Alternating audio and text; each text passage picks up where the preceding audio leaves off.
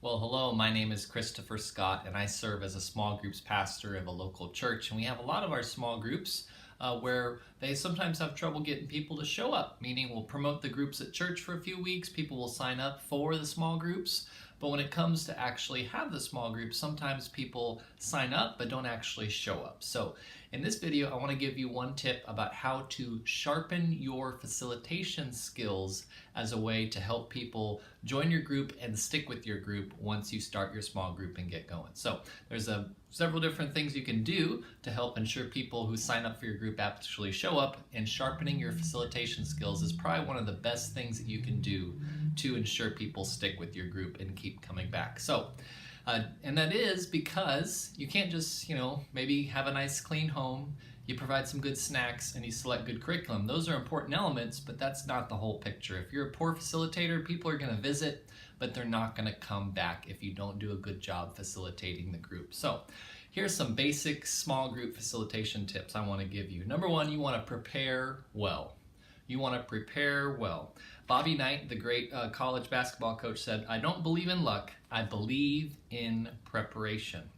There's another quote that's anonymous, who knows who said it. It says, "Preparation time is never wasted time." So maybe you're doing a Bible study, right? And you're facilitating a group that's studying a book of the Bible, going verse by verse. To prepare for that group, you want to make sure you read the passage a few times before the group meets. You want to go through your study guide and answer the questions that are being asked. You maybe want to read a commentary. You want to look up some study notes in your study Bible and get a feel for the passage and what's going on and how you can facilitate the group better. Additionally, you also want to pray for your group and for what you're going to be studying, okay? You want to prepare that way if you're doing a basic Bible study. Maybe you're using a topical study, right? Maybe something that's DVD based, right? Where you put a DVD in there and watch it and then talk about it. For you as a facilitator, you want to make sure you always watch the DVD before everybody else does. Watch the DVD, fill in the blanks, and then take some time and answer the questions. Think about the questions, go through them, and try to do your best to get prepared for your group and to facilitate a discussion in your group, right? Proverbs 24:7 says, "Do your planning and prepare your fields before building your house," right? So do your planning and prepare before you actually start doing the work. And that's what you want to do when you facilitate a small group, okay? A second tip you can use to improve your facilitation skills is to talk less, right? You want to talk less. If there's one tendency most small group facilitators have, it's to talk too much, not too little, okay? So you want to talk less. And it's good to remember that you are a facilitator. Your job is to facilitate a discussion. You don't preach or you don't teach, okay? Preaching and teaching happens at church on the Sunday over the weekend. Facilitation and discussion happens in your home during the week, right? So preaching and teaching happens at church over the weekend. Facilitation and discussion happens in your home during the week, right? And you always want to talk less than 25% of the time. Maybe 25% of the time, maybe even down to 10% of the time, depending on how many people are in your group, okay? Your goal is to help people, read God's word, to answer questions, talk about it, figure out how to apply it to their lives. And your job as a facilitator is to help them do that and remind them of what they're reading, what they're learning, and help them apply it to their lives. A third thing you can do to improve your facilitation skills is to delegate, right?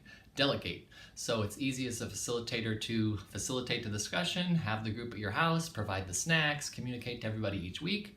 But the best way to go about running a small group is to delegate most of that, right? Maybe someone else wants to host the group, right? So maybe someone else wants to clean their house every week and get it ready. Maybe someone else wants to send a text message to the whole group each week reminding them about the group. Maybe someone else wants to cook and bring snacks each week, or even coordinate who does that, right?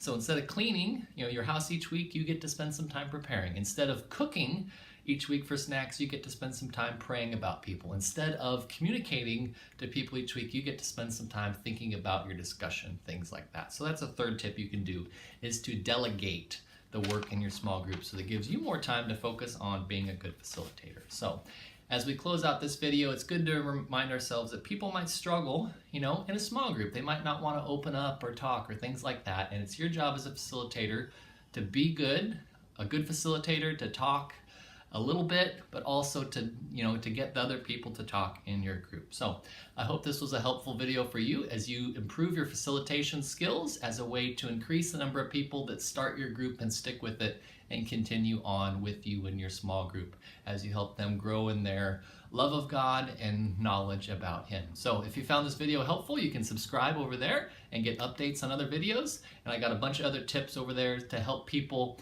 to help you improve the amount of people that sign up for your group and actually come and stick with your group. Thanks for watching, and I hope to catch you again in another video.